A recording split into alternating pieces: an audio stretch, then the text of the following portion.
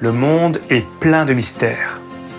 Ce qui est connu nous satisfait, nous déçoit ou nous lasse. Ce qui est inconnu nous indiffère, nous effraie ou nous galvanise. Quoi qu'il en soit, on est attaché à notre zone de confort. Et si on décidait de voir la vie autrement? Dans Fragments d'essence, nous allons vers l'inconnu sous toutes ses formes. Nos principes, l'authenticité et la bienveillance. Nos objectifs, recréer du lien humain et partager les points de vue. Dans ce podcast, nous allons à la rencontre de celles et ceux que l'on ne prend pas assez le temps d'écouter et qui ont pourtant tellement à nous apprendre. Ensemble, nous parcourons les villes et les villages pour recueillir les précieux fragments de nos existences, croiser les regards et partager la richesse du monde qui nous entoure. Parce que ce qui fait une société ne peut se voir qu'au-delà des artifices, des barrières sociales et des jugements unilatéraux. Bienvenue dans le podcast qui vous donne la parole. Bienvenue dans Fragments d'essence.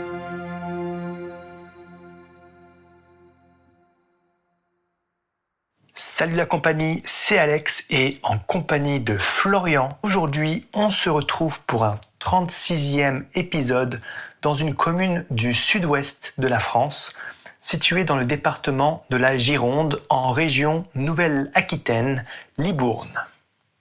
En 2022, cette dernière comptait plus de 22 600 Libournaises et Libournais. Pour la petite histoire, Libourne était une ancienne bastide fondée en 1270 par le sénéchal de Gascogne, Roger de Leybourne, sous l'impulsion du roi d'Angleterre Henri II. Au fil des siècles, Leybourne est devenue Libourne. La cité s'est fortement développée au confluent de l'Isle et de la Dordogne, au centre d'une riche région viticole. Elle se distinguait en possédant le premier port de navigation maritime sur la Dordogne à près de 100 km des terres, ce qui favorisait le commerce avec l'extérieur partout en Europe. Cela a fait de Libourne l'une des bastides les plus prospères d'Aquitaine. Après la guerre de 100 ans, la ville portuaire contenait plus de 530 habitations, dont un splendide hôtel de ville reconstruit à la fin du XVe siècle, 2 églises, un couvent des Cordeliers ainsi que 2 hôpitaux. Dès le XVIIIe siècle, les constructions étaient si importantes qu'elles s'étendaient sur les murs de la ville. Des travaux s'opéraient donc sur l'emplacement des fossés pour y construire des allées et une verrerie s'y installa notamment en 1749. Au cours du XVIIe et XVIIIe siècle, la richesse générée par le commerce du vin permettait la création d'immeubles de grande qualité. Le siècle suivant, la prospérité de Libourne se poursuit avec la construction d'une gare de chemin de fer, des chantiers de réparation de cales à bateaux et la production de 2 ponts sur l'Isle et la Dordogne. La notoriété de Libourne est également liée à des personnalités de renom comme le peintre René Princeteau ou le duc de Cazes, ministre de Louis XVIII. De nos jours, parmi le patrimoine monumental varié de la ville, on trouve notamment le pont de pierre, l'église Saint-Jean-Baptiste, la tour du Grand Port, ainsi que l'hôtel de ville. Et tout en découvrant son patrimoine culturel, allons découvrir son patrimoine humain. Place au fragment d'essence.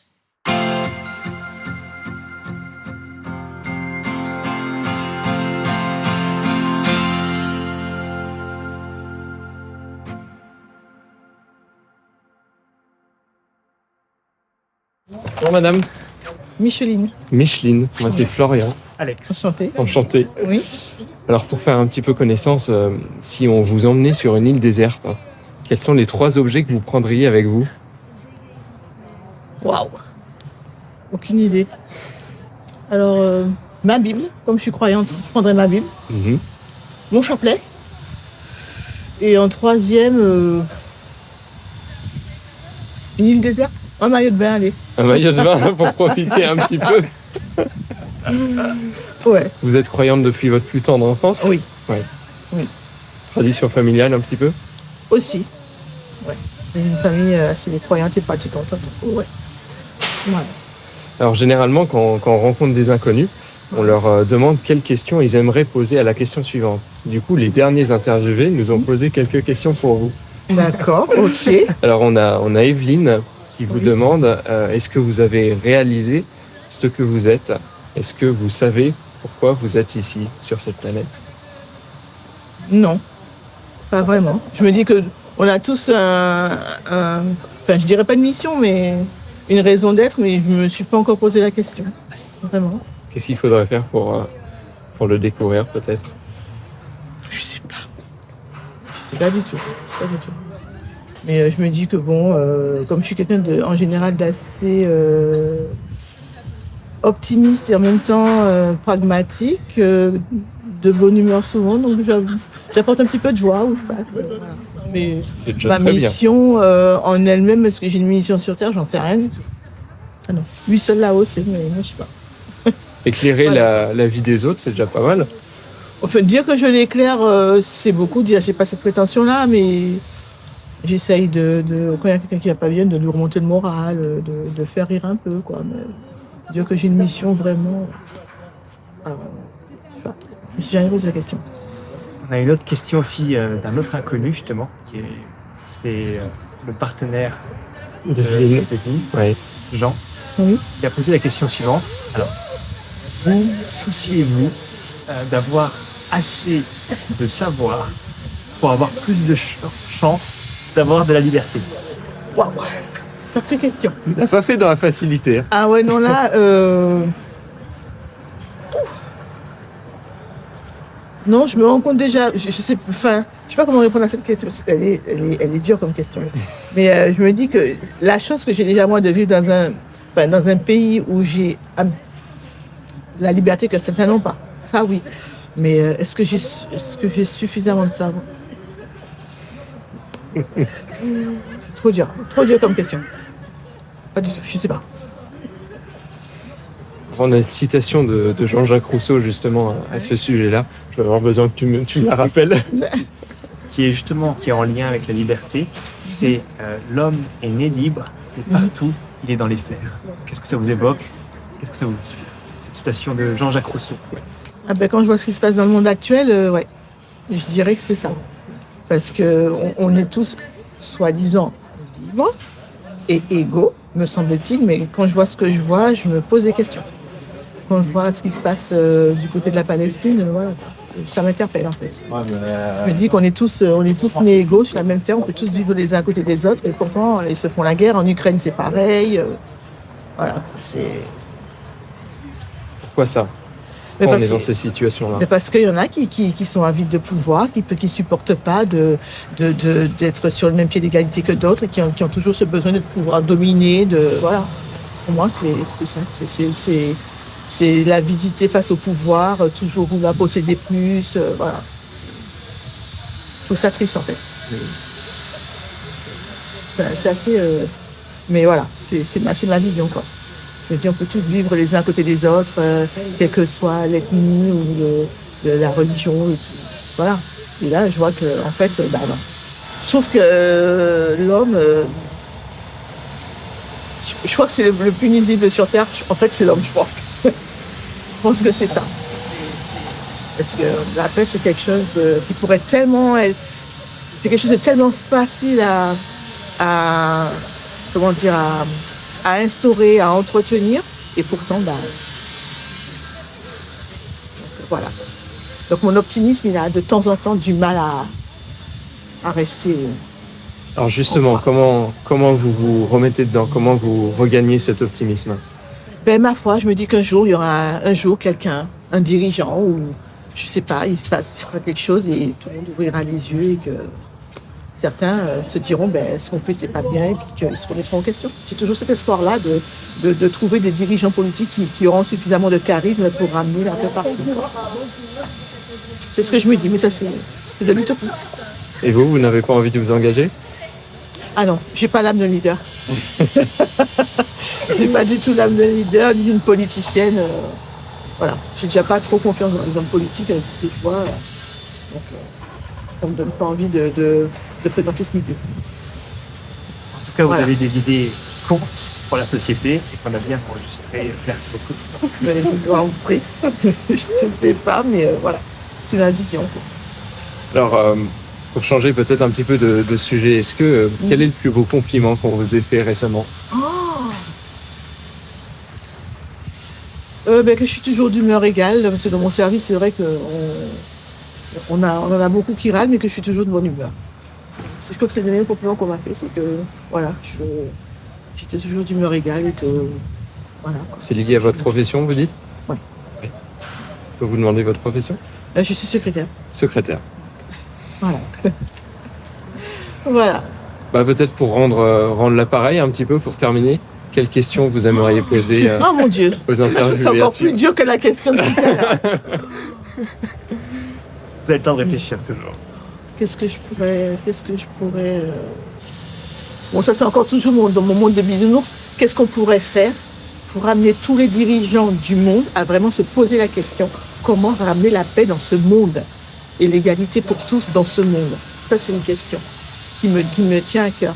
Comment on pourrait faire pour tous nos dirigeants là qui vivent pas sur la même planète que nous, qui s'assoient vraiment autour d'une table et vraiment discuter comment ramener la paix sur Terre. Ça c'est ouais. Ça, c'est une question qui m'en... Ouais. Ce sera transmis. Merci beaucoup. Merci beaucoup d'avoir passé ces quelques minutes avec nous. D'accord. Parfait. Okay. Merci beaucoup. Bonne journée à vous. Bonne journée. Merci vous aussi. Au revoir.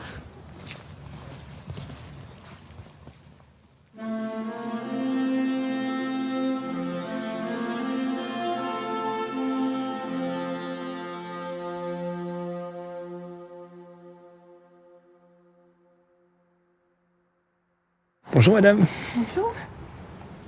On a questionné une dame juste avant. On aime bien demander aux inconnus de quotidien de poser des questions aux prochaines inconnus qu'on va rencontrer.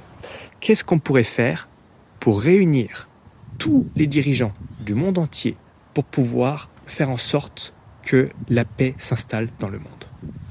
Alors là, c'est très difficile parce que ce sont des, comment dirais-je, actuellement, tous ces dirigeants, presque tous ces dirigeants politiques, d'ailleurs même avant, ce qui les intéresse, c'est d'être élus, c'est la course au pouvoir, c'est l'argent. Donc avec tout ça, on ne peut pas faire des choses intéressantes. Tant qu'on a des dirigeants comme ça, on ne peut pas. Après, on peut modifier sur la planète et tout ça. Mais nous, en Europe, on n'a pas été capable déjà de se protéger nous-mêmes. Comment on va faire maintenant? Là, on commence à vouloir se protéger, on n'a pas pu le faire. Il y a que des requins, alors ça va être difficile, à mon avis. Voilà, ils vont commencer par piller l'Ukraine pour payer la paix et les armes, là. Ils vont piller tout le sol, puis qu'est-ce qui va rester? Comment il faut faire pour avoir des dirigeants qui œuvrent davantage pour le bien commun et moins pour leurs intérêts personnels? Comment il faut faire? Ouais. Alors, comment il faut faire? Il ne faudrait pas élire ces hommes politiques. Il faudrait que ce soit des personnes qui seraient en dehors du système politique et en dehors des extrêmes. Et qui soient de tous bords. Donc, vous voyez, il faudrait qu'on arrive à trouver des personnes autres qui arrivent pour porter des choses comme ça, intéressantes de tous bords et de tout milieu et de toute classe sociale. Il faut qu'il y ait tout le monde de ça. Ça va être difficile. Je sais pas ce que Plus vous en de pensez. participation citoyenne, en fait. Oui, voilà. Mais pas des partis. Mais là, si vous arrivez à faire des choses, il faudra me le dire. Hein. Vous pensez que c'est mieux de ne pas avoir d'étiquette? Oui, parce que les étiquettes, c'est pas bien, parce que les étiquettes, moi je trouve que c'est pas bien. On Parce vous met que dans des cases. Hein. on vous met dans des cases, alors qu'en réalité, c'est pas ça. Vous pouvez être bien de tous bords. Il peut y avoir des personnes bien dans tous les bords. Mais la participation citoyenne, c'est difficile dans les villes. Hein. On ne tient pas forcément compte de ce que vous demandez. Vous voyez On ne tient pas forcément compte Vous ne de sentez ce pas que... toujours écouté. Non. Et puis, il y a d'autres priorités. Voilà. Il y a des choses bien de fait, mais il y a des choses où on pourrait améliorer les choses. Quoi. Voilà. Je ne sais pas de quelle région vous êtes, vous, mais... Alors moi des Vosges et Florian de l'Isère. Ah bon. On Vous aussi, vous avez des choses à faire avec les touristes et tout. En Vosges, non, mais en Isère, avec les Oh, touristes. les Vosges aussi, quand même. Hein. Gérardmer, Ouais. la perle des Vosges. Oui. Ouais, c'est très touristique aussi. Ouais. Avec le lac Ouais. de Gérardmer. Oui, mais vous, c'est peut-être plus respectueux de l'environnement. On Dans essaie. vos régions, Ça, c'est peut-être un peu mieux. Parce qu'ici, je ne sais pas si vous avez vu, mais il faut que vous regardiez où vous mettez les pieds déjà. Des fois, oui. Souvent, il faut regarder où on met les pieds. Vous voyez, ils mangent un bonbon, allez hop, on jette dans la rue. Ils fument, on jette. Ils mangent, on jette tout dans la rue, on jette tout dans la rue. Les tri sélectifs, on ne fait pas assez. Enfin, c'est pas assez pris, les tri sélectifs, et pas assez recyclé. Donc, ce qui fait comme ça, on dépend des Chinois et tout le reste, alors qu'on pourrait, nous, se débrouiller nous-mêmes. Voilà, parce que pourquoi on respecte rien? Ils achètent toujours pour nos téléphones, mais s'il est là, si on recyclait correctement les choses, on n'aurait pas besoin de ça. Effectivement. Merci pour ces idées. Il y en a d'autres idées, parce que avec des vieux meubles, on peut refaire des belles choses, avec tout un tas de choses qu'on rachète toujours, alors qu'on pourrait s'associer et faire. Pourquoi dans les centres-villes, il y a plein de magasins vides, et pourquoi il n'y aurait pas quelque chose comme ça où on créerait, où on récupérerait, où on ferait des choses, puisque les locaux sont vides. On nous envoie au loin, alors qu'il y a du travail à faire, quoi. Vous, à titre personnel, vous le faites, récupérer des anciens meubles, ce genre de Moi, choses? j'ai gardé tous mes vieux meubles, Ouais. mais j'aime bien faire ça. Donc, il y a des choses que je repeins et que je remets au goût du jour avec un autre tissu différent, avec des peintures différentes. Vous pouvez faire ça et ça repart. Les chaises, pareil. Les tables, les chaises, on peut tout faire, quoi. Donner une seconde vie aux Voilà. objets qui sont déjà utilisés. Ouais. Tout à fait. Le fait de changer d'avis, de se remettre en question, quel est votre rapport au déni en général? Est-ce que vous avez déjà été confronté à une situation où il y a eu du déni? Ben oui, mais dans ce cas-là, il n'y a pas trop de solutions. Hein. C'est soit on fait accepter les choses, mais quand ils n'ont pas envie. Vous, à titre personnel, vous vous rappelez de la dernière fois où vous avez changé d'avis? Oui, je change souvent d'avis. Si j'ai tort, maintenant je le dis. Avant, non, j'avais du mal. On a du mal à avouer qu'on a tort. Pourquoi Ouais, ça C'est alors? ça. Est-ce que c'est lié à l'ego? Oui, je pense, oui. Et une fois qu'on a dit qu'on a tort, qu'on s'est trompé, qu'on n'a pas fait ce qu'il faut, on passe à autre chose, où on est mieux dans sa tête et dans sa vie, quoi. C'est peut-être en arrivant sur l'heure qu'on se rend compte de ça. Quand on est jeune, on ne veut peut-être pas, enfin je sais pas, les jeunes maintenant peut-être on se remet plus en cause maintenant qu'à notre époque. Enfin comme mon époque, hein, parce que je suis plus très jeune. Voilà. Puisque vous êtes de Libourne, comment vous feriez découvrir cette ville à un ou à une inconnue? Ben là maintenant je leur dirai la place de l'église Saint-Jean, ça c'est sûr. Après je leur dirai la promenade sur les quais.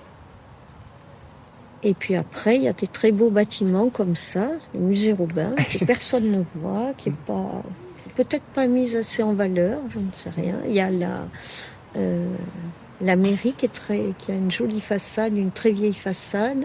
Il y a des gargouilles qu'on aperçoit, tout ça, je ne sais pas si vous l'avez vu. On est passé devant, oui, Voilà. la mairie.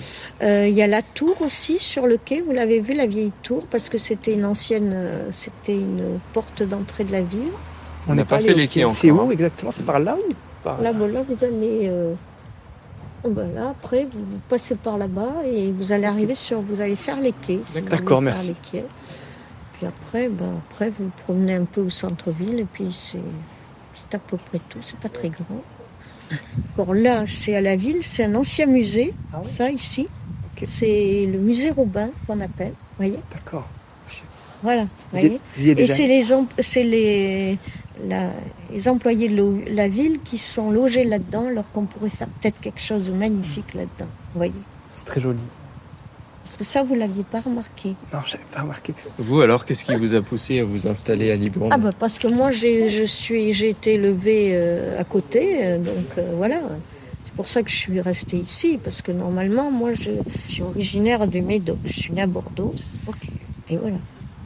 Je suis attachée un peu à ma ville. Et j'aime bien le centre-ville parce qu'on a tout. On a un grand marché. On a les marchés 3 fois par semaine. Donc le mardi, le vendredi et le dimanche. Donc si vous voulez venir au marché, c'est très intéressant aussi. Je sais pas si vous voulez. Parce qu'ici, la région, c'est bien manger. Alors justement, Voilà. quel produit en particulier vous nous recommanderiez, qui vous plaît particulièrement? Ah, quel produit ou ça, je sais pas. Il y a l'entrecôte à la bordelaise. Alors même quand on fait ou des côtes ou tout ça, alors on fait griller. Des cèpes. Les cèpes? C'est ça, la lamproie aussi, vous en avez goûté? Non. Parce que maintenant, en plus, elle est interdite d'être pêchée, la lamproie. D'accord. Ok. Et donc c'est un poisson qu'on cuisinait avec du bon vin, Ouais. voilà, et des poireaux. On en achetait à cette période-là. Et on les mettait en conserve, et puis on les cuisinait. Enfin, on les mettait en conserve. les lamproies. Menacé, la lamproie? C'est ce qu'ils disent. Ils disent que c'est menacé, donc ils ont interdit la pêche, là. D'accord. Voilà. C'est comme autrefois, ils pêchaient aussi les salvins des Andines, ça s'appelait l'épibale. Là, c'est pareil, hein, c'est interdit. Il y en a qui faisaient du braconnage. Quand c'était les saisons, comme là, jusqu'au mois de décembre, janvier, là, décembre, janvier, ils allaient avec leur tamis. On a mangé des choses autrefois qu'on ne mange plus maintenant. Enfin, je sais pas, des poissons qu'on avait l'habitude de manger, que vous ne mangez plus maintenant. Enfin, bon. C'est pour ça que ça, c'est intéressant, hein, le respect de la rivière, tout ça. Tout à fait. Parce que là, vous voyez que dans le bassin d'Arcachon, ils ont, mais même ici avant, ils l'ont fait encore avant de faire le bassin. Ils faisaient, quand les stations d'épuration étaient à saturation, j'étais tout dans la rivière, les égouts de la ville, ça s'est coulé tout là-haut parce que la station n'en pouvait plus. Et ils ont fait ça l'an dernier sur le bassin d'Arcachon. Il y a eu des problèmes parce que avec les huîtres. Je ne sais pas si vous avez entendu parler de ça. Oui, voilà. merde. Donc voilà, c'est-à-dire que quand on respecte rien, voilà ce qui se passe. Et même toutes les saletés qu'ils jettent, ça va à la rivière. Donc, c'est pas bon non plus. En lien avec la liberté, un proverbe du jour. On aime bien analyser des proverbes du jour dans Fragments d'essence. Celui d'aujourd'hui, c'est un proverbe, une citation de Jean-Jacques Rousseau. L'homme est né libre et partout, il est dans les fers. Qu'est-ce que ça vous évoque? Qu'est-ce que ça vous inspire? Mais moi, je dirais que pour qu'on ait un pays bien, il faut qu'il y ait des devoirs. Et il y a la liberté, c'est aussi des devoirs. Et si on n'est pas capable d'accomplir les devoirs, eh bien, on doit être sanctionné. Moi, ça me paraît important. Je suis désolée parce que sinon, on ne peut pas faire avancer les choses. Personne ne respecte rien. Alors, on dit qu'on est tolérant, tout ça, mais c'est pas bien du tout. C'est pas ça pour moi. Enfin, pour vous, c'est peut-être autre chose. Vous diriez que c'est une question d'éducation? Oui, mais alors je me demande s'il n'y a que l'éducation. C'est en grande partie l'éducation. Et après. Alors l'éducation, avant, elle se faisait à la maison et à l'école. Après, elle s'est plus fait. Enfin, ce genre de règles à mettre en place ne se faisait plus à l'école. Donc, les élèves faisaient ce qu'ils voulaient. Maintenant, on revient à remettre un peu ça. Donc c'est très bien, parce qu'il y a certains parents qui font aucune éducation. De ce point de vue-là. Oui. Les parents ne l'ont pas dit, ils mangent un bonbon, ils jettent, ils mangent, ils jettent. C'est ça. Dans les villes, ça se voit beaucoup plus qu'à la campagne, le non-respect. Parce qu'on est de suite sensibilisé. Vous voyez ? Après, on a des villes qui sont bien, alors on pourrait respecter. Après, je pense qu'après, ceux qui peuvent payer, il faut leur faire payer, les faire payer, les prendre et les faire payer. Et ceux qui ne peuvent pas payer, il faut leur faire des travaux d'utilité publique pour qu'ils respectent. Si on n'est pas capable de faire ça, on ne s'en sortira jamais. En plus, c'est vrai que le tri sélectif, ça nous permettrait de ne plus être dépendants des Chinois, des Russes et des Américains. Puisque on arrive à la fin, est-ce que vous auriez une question que vous aimeriez poser à la prochaine ou prochain inconnu du quotidien qu'on va rencontrer? Alors, au prochain, qu'est-ce que je vais pouvoir lui demander ? Je vais pouvoir lui demander comment il ferait pour rendre les gens plus respectueux et plus responsables de l'environnement du quotidien dans les villes. Très bien, merci beaucoup, c'est noté. Ce sera demandé. Ouais. Ce sera demandé. À bientôt, parce que vous allez repartir. Je vous laisse notre carte de visite. Voilà. Alors, vous êtes loin de la montagne, vous, quand même, Non, vous n'êtes pas loin des stations. La station la plus proche doit être à 1h15 à peu près. Ah oui, quand même. Oui, 1h15, c'est pas très loin. Et vous êtes plus près. Gérardmer, c'est plus. On a déjà nos propres pistes dans les Vosges. Et à Gérardmer, il y a une station, mais Oui. bon, ces dernières années. Mais là, cette année, elle a donné un peu, non ? Un peu, mais vraiment pas beaucoup, comparé à quelques années en arrière. Et ça fait pareil dans le Massif central. Dans les Pyrénées, il y a des stations qui étaient encore bien, mais Luchon, il y a des années où il n'y avait rien à Noël. Enfin, même au mois de février, il y a des années où... Et là, ça fait 2 ans où vraiment la neige est revenue. Alors ça, c'est bien, parce que après, on peut faire autre chose dans l'hiver, dans ces stations. On pourrait y trouver d'autres activités aussi. Quand il n'y a plus de neige, on pourra trouver d'autres activités. Exactement. C'est ce qui est en question, Inventé. justement. Ouais. Ça sera inventé, ça, oui. Il y en a qui commencent, déjà comme ici, commencent à évoluer, pas là, mais les cultures avec l'olivier, avec les amandiers. Ouais, ça arrive. Voilà, oui, si ça arrive. Parce que la vigne, il y a un problème.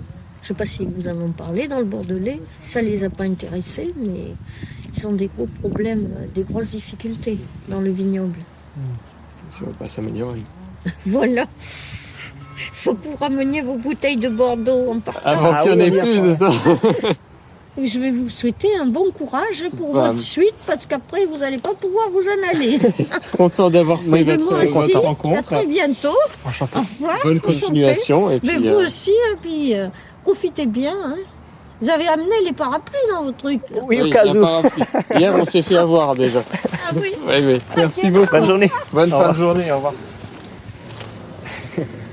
On va OK pour changer? Ah, bah, c'est dans...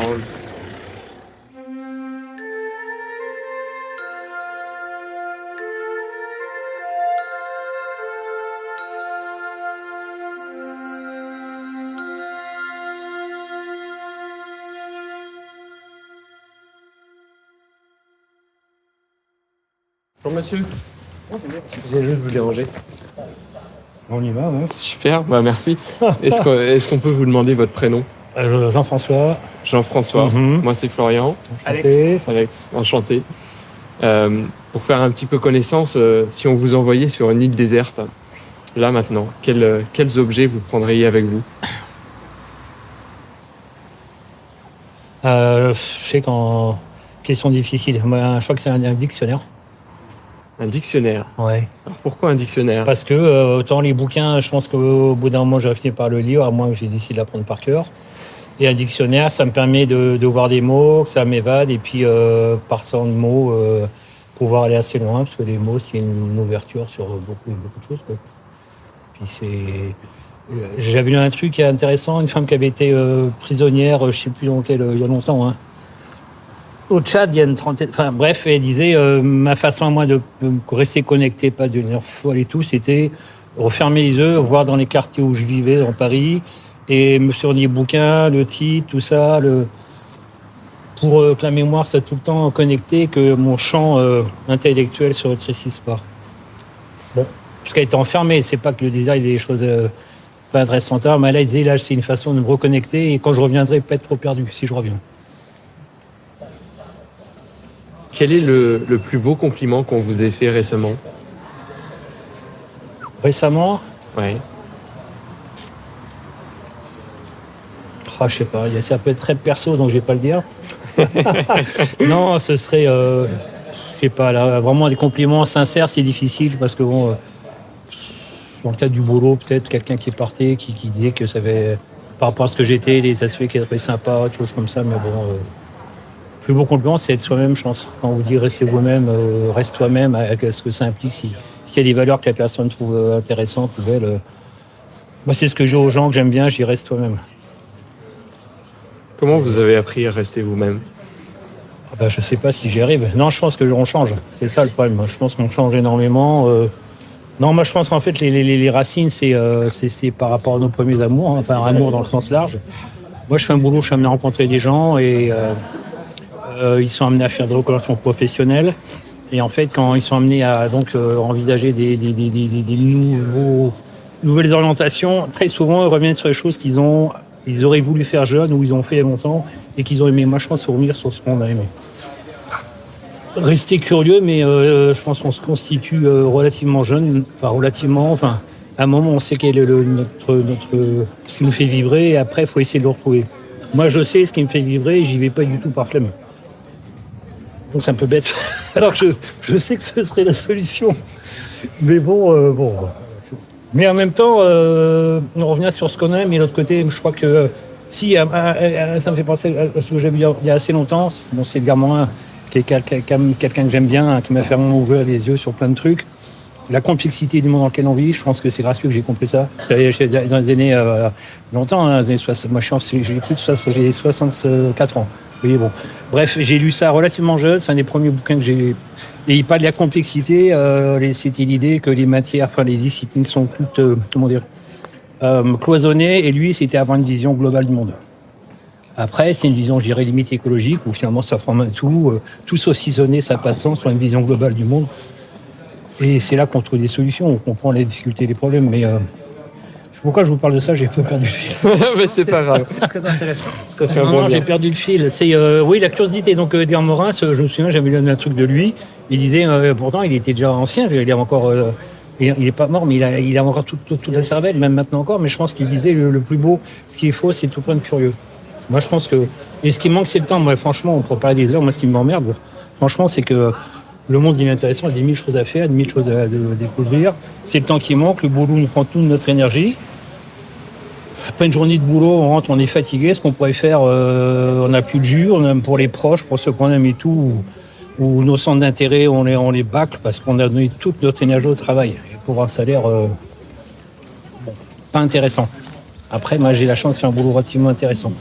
Mais c'est un vrai problème, le temps libre, et je pense que les gens seraient meilleurs et auraient peut-être moins de problèmes, moins d'addiction, moins de violence si les gens ils arrivaient à se recentrer, se connaître, comme on disait tout à l'heure, et ça demande du temps. C'est pas quelque chose qui vient comme ça, se connaître et être bien dans sa peau et avec les autres. Après, dans ce moment, je suis en RMA parce que j'ai un problème assez important à l'œil. J'ai du temps, sinon je serais court, faut que je rentre, lâche un bidule et tout. Après une journée de boulot, je serais guidé. J'aurais peut-être moins envie que jacassé, j'aurais pas eu toute la journée. Donc vous voyez, je veux dire par là, c'est super important. Le temps libre, c'est le temps de la disponibilité, comme avec vous là ce soir, typiquement. Comment on trouve son équilibre, justement? En prenant le temps, mais je le fais pas, hein, je connais pas, c'est comme des trucs, on connaît la recette. Hein. En prenant le temps un peu de se poser un petit peu, réfléchir un peu à ce qu'on a fait dans la journée, à ce que c'est les choses qui ont posé problème. Là, on s'est senti bien, ce qui a coincé, et après dire, là, à chaque fois, c'est ça qui vraiment en ce moment est en train de quelque chose qui est toxique. Ça, c'est là que je trouve un plaisir, un équilibre, et on arrive tout le temps à dire, là, en ce moment, il y a trop de trucs qui me polluent, et ça, en ce moment, ça me fait du bien.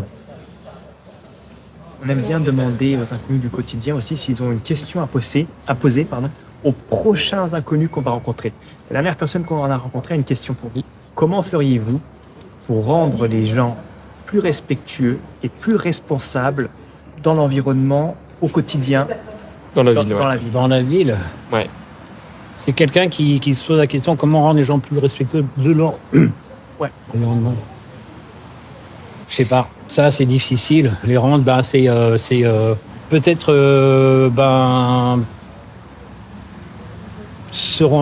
refuser une forme de banalité quand des choses dégradées ou des comportements qui nous choquent un peu.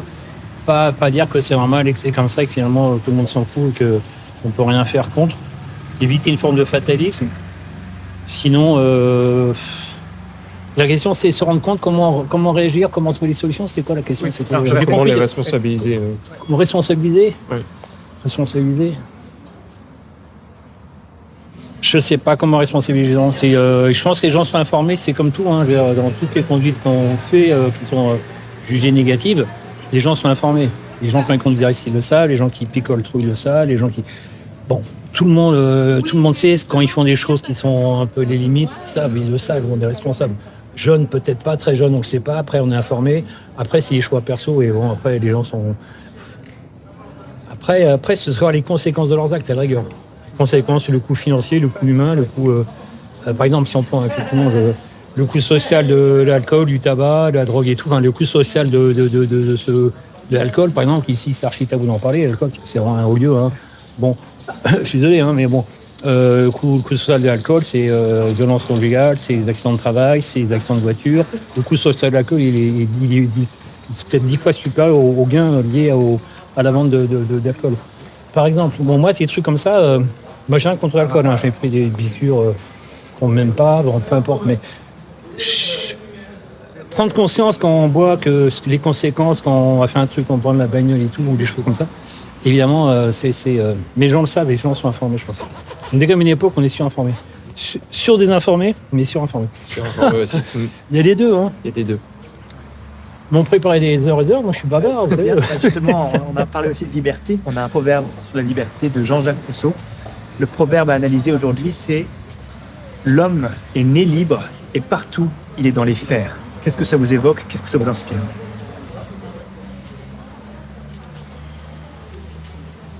C'est sans doute vrai, d'une certaine façon. Enfin, est-ce qu'il est né libre? Il y a des contraintes à la base, à la naissance sociale. Là où on est, la chanson classique, on n'est pas né égaux là où on est, etc. C'est quand même un petit peu, donc on est libre par rapport à d'autres pays. Je pense que c'est justement, moi je pense qu'on est quand même un pays libre, enfin peut-être moins qu'avant. Moi je suis persuadé qu'on a une difficulté par rapport à l'expression de la parole. J'en suis persuadé. On n'arrive plus à parler simplement, sans penser que ça va dévier, que ça peut être repris, etc. J'ai lu un article il n'y a pas longtemps, une femme qui disait dans le temps on pouvait dire quelque chose, c'était un peu du off et tout, il n'y avait pas de conséquences, on pouvait un petit peu, même si on a un peu dérapé, c'était rien de grave bien sûr. Maintenant, le moins de trucs sortis du contexte, ça peut être amplifié dans les 3 jours, c'est monté en épingle et vous êtes dézingués. C'est hyper dangereux, donc les gens n'osent plus parler. Je pense que les libertés on l'avait, mais maintenant on a tellement peur de se faire dézinguer que tout le monde se tait, donc les gens ils disent des choses d'une façon feutrée, masquée, tout le discours sur le racisme, sur plein de choses, l'intolérance et les choses que les gens disent pas ouvertement, c'est masqué avec des mots qui permettent de ne pas être attaqués, alors qu'en fait derrière un discours qui est parfois un peu violent ou autre. Bon, c'est un peu, on est dans une forme d'hypocrisie, on a l'impression qu'on peut parler, mais en fait si on dit ce qu'on pense réellement avec les mots, on va choquer. Moi j'aime bien l'humour noir, moi des fois au boulot j'ai des trucs concernant l'humour noir. Les gens me regardent bizarrement parce qu'ils pensent que ça les dépasse un peu qu'on puisse se dire des conneries, quoi. Oui, c'est l'humour noir, donc par définition, c'est trash, quoi. Bon. Alors pour répondre à votre question, ouais, je pense que la liberté est quelque chose dont on n'a pas conscience, qu'on peut la perdre relativement vite. On le voit en Ukraine, hein, c'était un pays qui était libre, il y a un pays qui fait une agression, maintenant il y en a qui prétendent qu'ils n'auraient jamais dû se défendre. En gros, c'est qu'on veut la guerre. C'est quand même... moi, je suis un tout petit peu effrayé quand même. Un petit peu effrayé. La puissance que peuvent prendre oui, pour le cas de l'Ukraine, c'est quand même c'est hallucinant qu'un pays européen, enfin peu importe où il soit, un pays soit envahi et que finalement il ait des comptes à rendre. C'est un peu... Donc là, il y a un truc qui se passe au niveau géopolitique, là, depuis la fin de la Seconde Guerre mondiale, qui est d'un niveau, moi, jamais vu, je pense. Moi, je m'intéresse un peu plus qu'avant à la politique ou choses comme ça. Mais là, je pense que c'est du jamais vu. Moi, je pense qu'on est sur quelque chose de très, très, très dangereux. Qu'est-ce qu'on peut faire à l'échelle individuelle pour essayer de contrer Contrer quoi donc? restriction de la liberté? Non, des mais moi je pense changements qu'il faut importants. parler avec les gens. Moi je pense que moi je suis effectivement, je dis mon âge, un des plus âgés au boulot. Les personnes arrivent dans le travail, ils voient pas les évolutions. Moi je vois dans le travail des évolutions que je juge pas forcément positives. C'est pas que je suis tout le temps à râler ni quoi qu'est-ce. Moi je vois des tendances, des choses qui viennent. S'il y a que le recul qui nous permet de voir que les choses se dégradent. Et pour eux, ça va pas être normal de se comporter comme si, je prends au niveau des managements, etc. Moi je vois des choses qui me paraissent pas tout à fait normales. Et j'essaie un petit pas de les alerter, mais je leur dis ouais, mais je trouve ça bizarre parce que moi j'ai l'impression qu'avant c'est quand même plus comme si pas être passéiste ou autre, c'est les gens qui veulent toujours le passéisme avant. Mais dire que moi je vois des tendances un peu lourdes où pièce par pièce les choses se démontent et c'est des choses qu'on voit, des acquis qui sont perdus. Et après, un acquis perdu, on le retrouve pas forcément facilement. Parler avec les gens, prendre du temps pour parler avec eux, ça c'est important. Mais puis aussi tous les combats qui ont été menés dernièrement en France, moi je parle de la France, ils n'ont pas été couronnés de succès. Alors, les gens qui ont eu des formes de mécontentement, les seuls qui ont été, à mon avis, après c'est très personnel comme point de vue, les seuls qui ont été vraiment écoutés, c'est les agriculteurs. Il y a un an, j'ai été à Paris au salon de l'agriculture. Le hasard fait que j'étais au Paris. Je prenais un café, il y avait un écran géant, vous voyez, un président qui était houspillé par la foule. Il y aurait dit Pékin avec des trucs, gilets jaunes, ils se seraient tous défoncés la gueule. C'est clairement, moi j'ai vu ça, je dis, ils peuvent y aller franco, on peut. Excuse-moi, je dis ce que je pense. Comme ça. On voit des agriculteurs qui balancent des trucs du poing sur les façades, ça coûte du pognon, on parle exactement de l'environnement et tout. Et les CRS regardent, ils sont comme ça, on leur dit on fait quoi? Ben non, c'est normal, c'est folklorique. Alors que des gars, ils revendiquent pour leur croûte et aussi leur croûte, mais des choses différentes, ils vont se faire castagner. Donc, des choses qui me gênent un peu. Certains peuvent s'exprimer, d'autres pas, et ça, il y a une inégalité de traitement qui est très, très, très marquée quand même. Moi, j'ai vu des gens se faire des manifs très violentes, là, c'est passé on va dire Palestine, pour bien comprendre, il y a 2 ans, là, c'est ça, 2 ans déjà, 1 an et demi. 1 an et demi, il y a des manifestations qui ont été vachement réprimées alors qu'ils expriment simplement le fait qu'ils ne trouvent pas normal qu'il y ait un génocide. Bon, je m'égare. Qu'est-ce que vous aimeriez poser comme question aux prochaines personnes qu'on va rencontrer? Non, moi je pense que moi je suis aussi au niveau effectivement de la liberté d'expression, au niveau que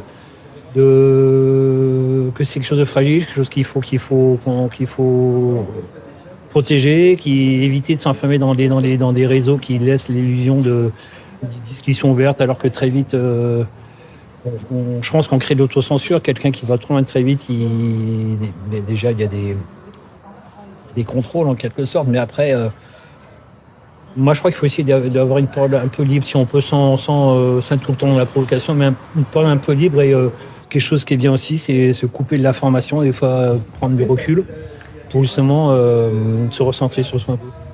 Et moi, je lis très peu, en fait. Je suis allé prendre un journal, j'ai un peu sur Internet 2-3 trucs, mais c'est vraiment... non. J'évite d'être surinformé parce que c'est hyper stressant, effectivement, quand on regarde les journaux, en particulier, ça peut être très vite déprimant, quand même. Je connais. Il n'y a pas que des choses gaies. Oui. Donc la question qu'on retient alors, c'est comment préserver la liberté d'expression pour vous? Un petit peu, ce serait est-ce qu'on est vraiment au quotidien conscient de la chance qu'on a, bon, déjà d'être dans un pays en paix, quand même libre, pays libre. Bon, il y a des difficultés évidemment dans tous les niveaux, politiques, économiques, sociaux, écologiques et tout ça. Malgré tout, dans un pays avec un pays qui est super beau et avoir conscience que on a une qualité de vie, on a énormément de choses qui devraient nous rendre heureux. Et pas faire les enfants gâtés, quoi. Moi, je pense que vraiment, au quotidien, je vis simplement, les choses simples. Et on est dans un pays qui est campé, c'est déjà fondamental. Moi, je suis un truc qui ça me fait mal. Et savoir que c'est des gens disent ils pensaient pas revivre ça leur vivant, c'est cette crise limite, on est dans un climat de guerre, on parle d'armement, tout l'argent qu'on passe en ce moment depuis cette guerre et tout, il est dit en guerre, pas que celle-là, mais l'Ukraine et tout, mais Tout cet argent devrait être consacré à la transition écologique. Toute cette énergie, toute cette intelligence pour détruire l'autre. Il y a des gens qui sont des heures entières à réfléchir comment faire face à une agression cocasse, trouver des armes et tout. Si on prenait toute cette intelligence collective pour essayer de sauver la planète, je pense que là, on ferait preuve d'intelligence. Personnellement, pour moi, c'est le seul combat. Quelles que soient les idées politiques, c'est vraiment le combat de tous. Bon, merci. Ça fait du bien de discuter avec vous. J'y repensé forcément là, à ce qu'on a notre échange. Là. Je vous remercie.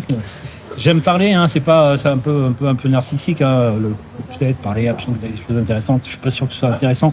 Très bas, j'en sais rien. Mais en attendant, c'est super important parce que moi, j'adore parler avec les gens au hasard. Moi, j'adore le hasard et pour ça, je prends les transports en commun et des fois, ça me parle avec les gens. Il y a des choses très perso parce que je sens une confiance et on a envie de parler. Et puis, les gens qu'on côtoie toujours, on n'a rien à leur dire. C'est très paradoxal. Merci, monsieur. Merci. Bravo. Bonne journée. Allez, bonne continuation. Au revoir.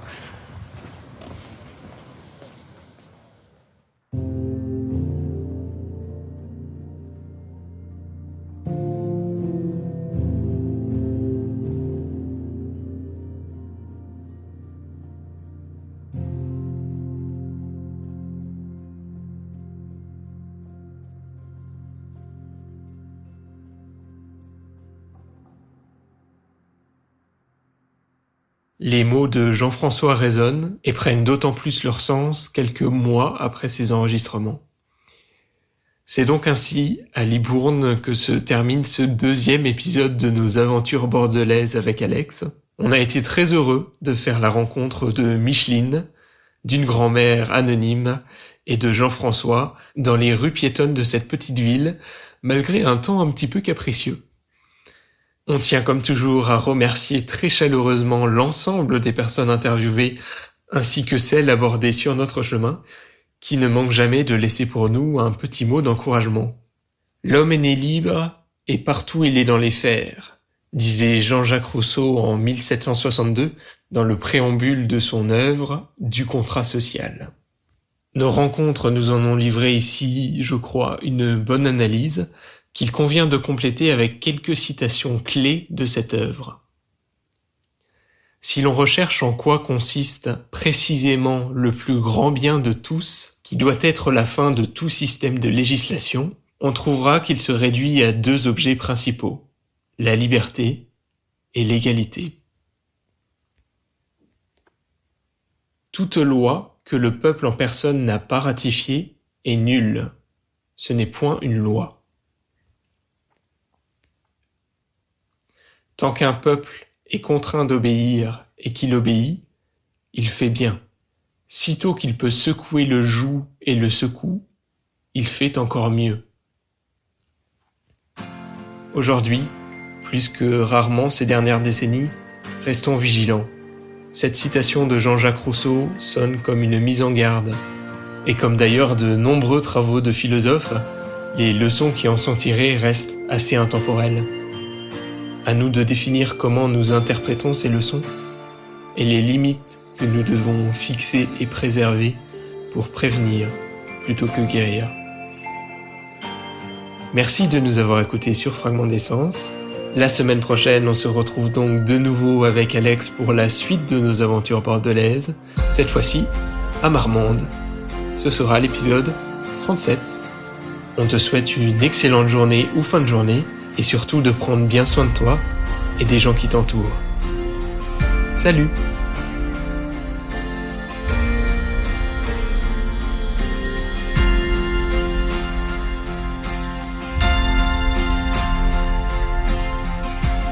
Merci d'avoir écouté cet épisode jusqu'au bout.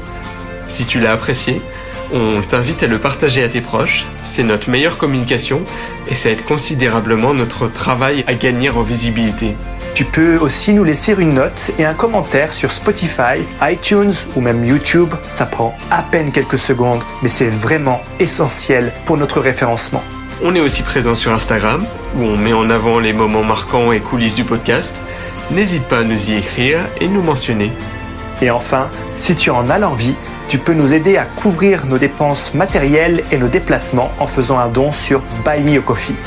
Tous les liens sont en description du podcast. À la semaine prochaine pour un nouvel épisode. Et n'oublie pas toi aussi et dès aujourd'hui de rassembler les précieux fragments de nos existences.